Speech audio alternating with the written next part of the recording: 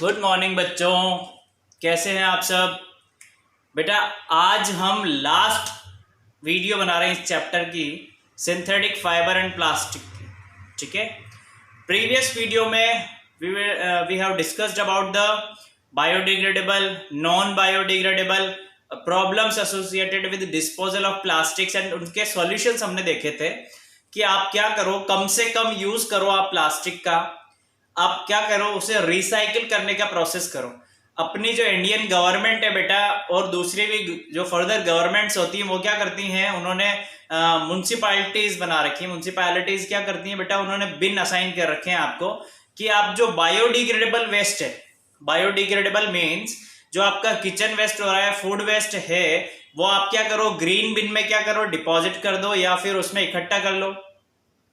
जो आपका non biodegradable waste निकलता है, यानी जो ऐसा प्लास्टिक जो माइक्रो ऑर्गेनिज्म से डिकम्पोज नहीं हो सकता, उसे आप क्या करो ब्लू बिन में रख सकते हो।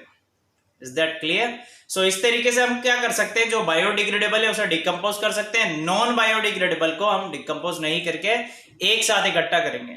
ठीक है, उसके लिए एक 4R प्रिंसिपल है बेटा जो गवर्नमेंट ने चलाया अपनी 4R principle. As a responsible citizen हम सबकी जिम्मेदारी है और हम सबको ये पता होना चाहिए कि 4R प्रिंसिपल होता क्या है। सो आज हम वही डिस्कस करने वाले हैं 4R प्रिंसिपल के बारे में। सो 4R प्रिंसिपल बेटा है क्या, बेसिकली देखा जाए तो प्लास्टिक के जो साइड इफेक्ट्स हो रहे हैं, इन्वायरमेंटल इफेक्ट हो रहे हैं, उसको खत्म करने के लिए हमने क्या किया है, प्रिंसिपल्स यूज किए हैं कुछ। फर्स्ट प्रिंसिपल है आपका रिड्यूस, मींस जो आप प्लास्टिक यूज कर रहे हैं बेटा ज्यादा से ज्यादा आप उसके यूज को क्या कर दें, कम कर दें, रिड्यूस कर दें उसे। If I am talking about, आप जा रहे हैं बेटा टिफिन लेके, लंच बॉक्स आप लेके आते हैं, वो प्लास्टिक की जगह आप कौन सा लंच बॉक्स यूज करें, स्टील का आप यूज कर सकते हैं, आप पॉली बैग्स यूज कर सकते हैं। Is that clear? Second things है आपकी, सेकंड प्रिंसिपल है बेटा रीयूज।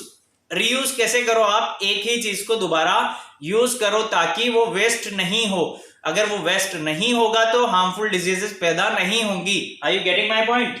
रिसाइकिल करो आप, पर्टिकुलर प्लास्टिक चूज करके उसे कलेक्ट करके सेपरेट आउट करके उसकी पूरी तरीके से हम रिसाइकलिंग कर सकते हैं। रिसाइकलिंग कैसे करेंगे बेटा, देखो बायोडिग्रेडेबल जो मटेरियल्स होता है आपका वो कैसा होता है, सॉफ्ट होता है, या मैं कह सकता हूं जो थर्मोप्लास्टिक होता है वो कैसा होता है, अगर आप उस पर हीट कर रहे हो या प्रेशर अप्लाई कर रहे हो तो आप किसी भी शेप में मोल्ड कर सकते हो उसे। क्यों?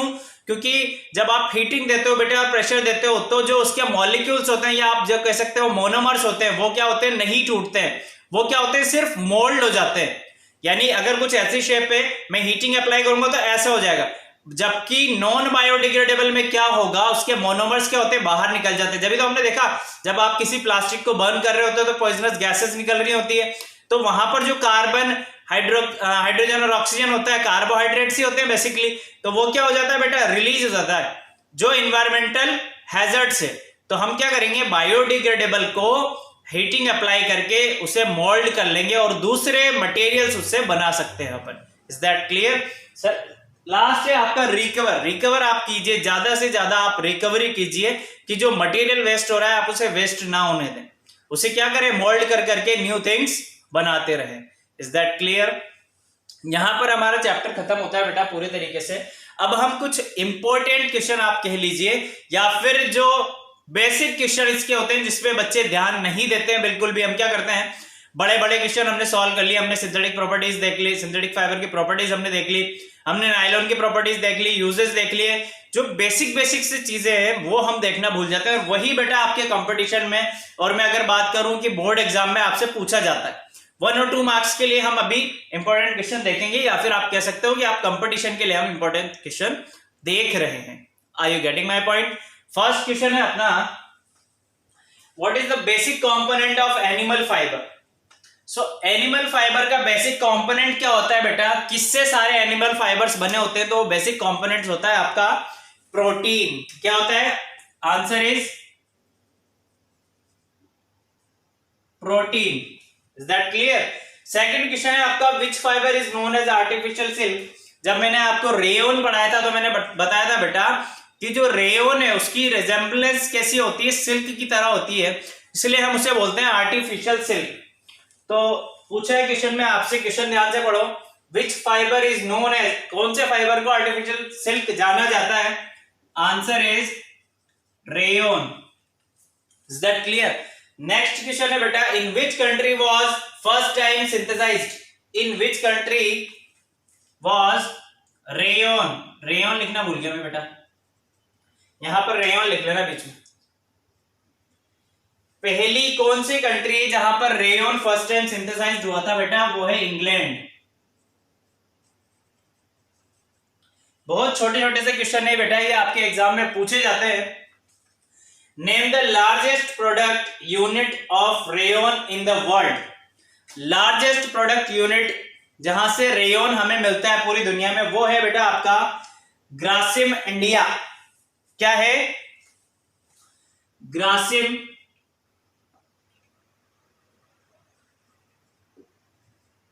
इंडिया।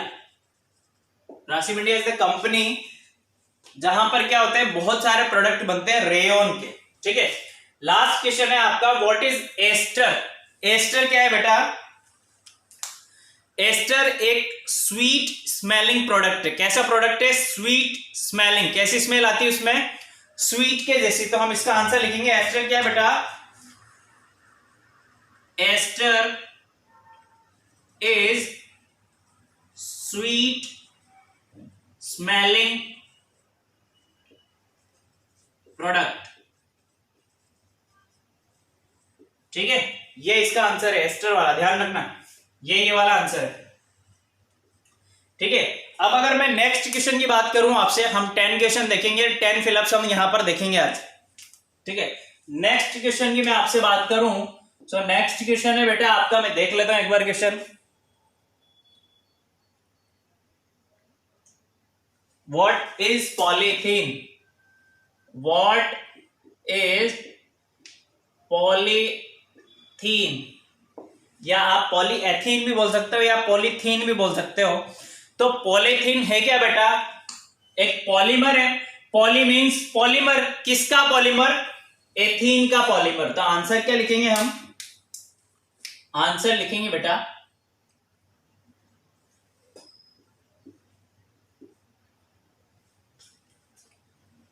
आंसर लिखते हैं हम इसका, क्या है answer?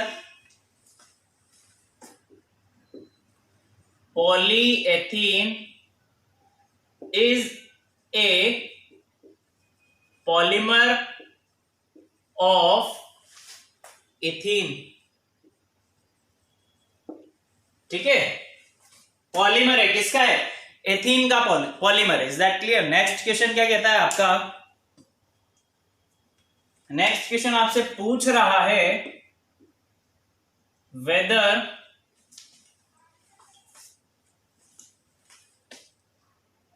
Cotton clothes are biodegradable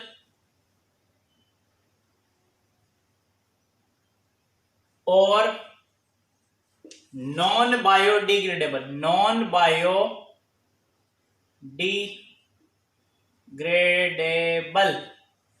क्या होता है बेटा? Cotton clothes.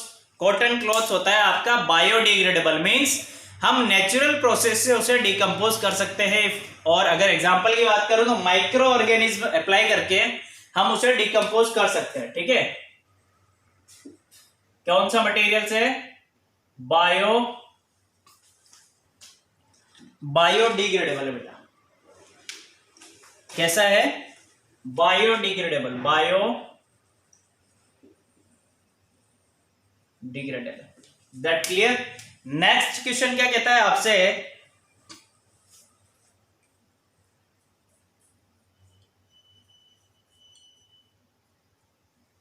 बहुत अच्छा क्वेश्चन है, बहुत ही अच्छा क्वेश्चन है, इंपॉर्टेंट लगा लेना। Name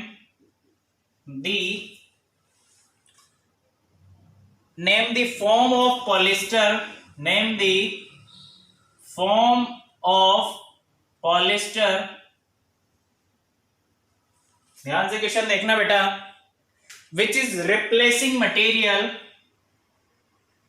which is replacing materials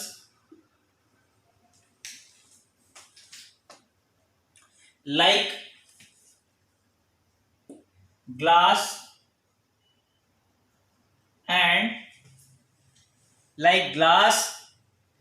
and used for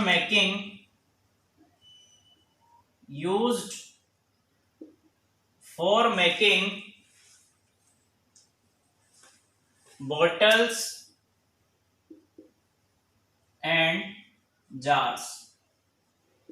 question समझो ध्यान से। क्वेश्चन क्या कह रहा है आपसे बेटा? क्वेश्चन कह रहा है आपसे ऐसा पॉलिएस्टर बताओ या पॉलिएस्टर की ऐसी फॉर्म बताओ जिसका कहां यूज किया जाता हो, या जो एक रिप्लेसिंग मटेरियल से like glass used for making bottles and jars. ऐसा मटेरियल जिसका यूज क्या किया जाता है बेटा बॉटल्स एंड जार्स बनाने में, ऐसा पॉलिएस्टर का आपको फॉर्म बताना है। तो वो फॉर्म होती है आपकी पीईटी। हमने देखा था जब हमने टाइप पढ़ा था, जब देखा था नहीं देखा था बेटा?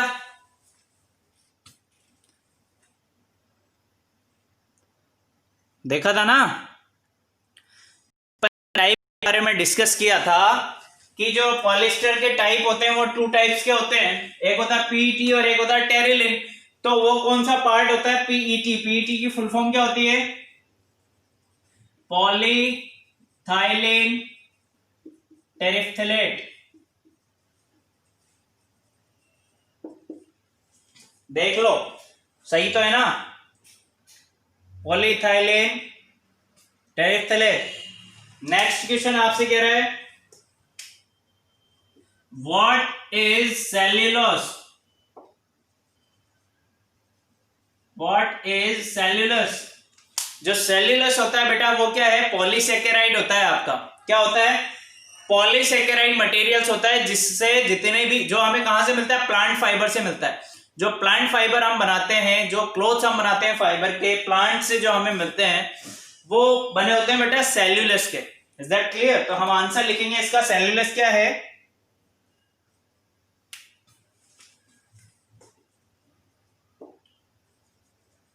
Cellulose is a polymer. क्या है बेटा? पॉलीमर है, ठीक है, made up of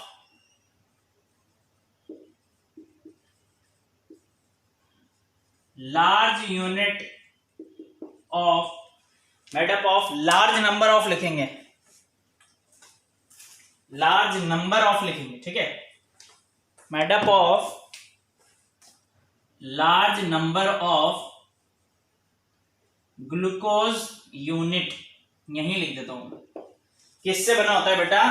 glucose unit को क्या करते हैं? एक पॉलीमर बनाते हैं, उससे सेल्यूलोस बना होता है, ठीक है। ग्लूकोज के डिफरेंट डिफरेंट कंपाउंड्स आपस में क्या करते हैं? एक लॉन्ग चेन में कनेक्ट करके एक पॉलीमर बनाया जाता है, जो क्या होता है बेटा? Cellulose. Is that clear? Last question है आपका। लास्ट क्वेश्चन क्या कहता है आपका? बहुत अच्छा क्वेश्चन है। लिस्ट करने के लिए बोल रहा है। क्या करवा रहा है आपसे? List the 2 ways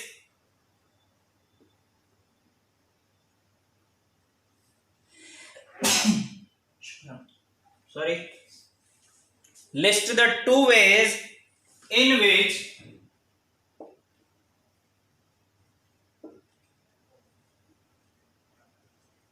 synthetic fibers can be synthesized, can be synthesized। अपन को बताना है बेटा ऐसे 2 तरीके जिससे सिंथेटिक फाइबर बनाया जाता है। ऐसे 2 तरीके कौन कौन से हो सकते हैं? फर्स्ट हो सकता है बेटा आपका रीजेनरेटेड फाइबर। आप क्या करो? केमिकल मिला दो, किसमें? नेचुरल फाइबर में, तो रीजेनरेटेड हो जाएगा आपका। एक तरीका वो है।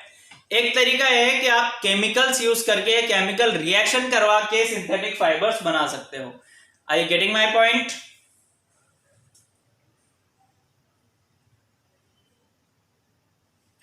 देखो लिखेंगे हम, फर्स्ट हम लिख रहे हैं by regenerating them by regenerating them from natural fiber like rayon। ठीक है, देखो, by regenerating them from the natural fibers like rayon, या like in rayon में जो होता है वो क्या होता है, वुड पल्प से ट्रीट किया जाता है बेटा नेचुरल फाइबर्स को, सेल्यूलोज को केमिकल्स के साथ ट्रीट किया जाता है और हमें क्या मिल जाता है, रेयोन मिल जाता है। Is that clear? सेकंड है आपका by using entirely chemical, by using entirely chemical और केमिकल रिएक्शन।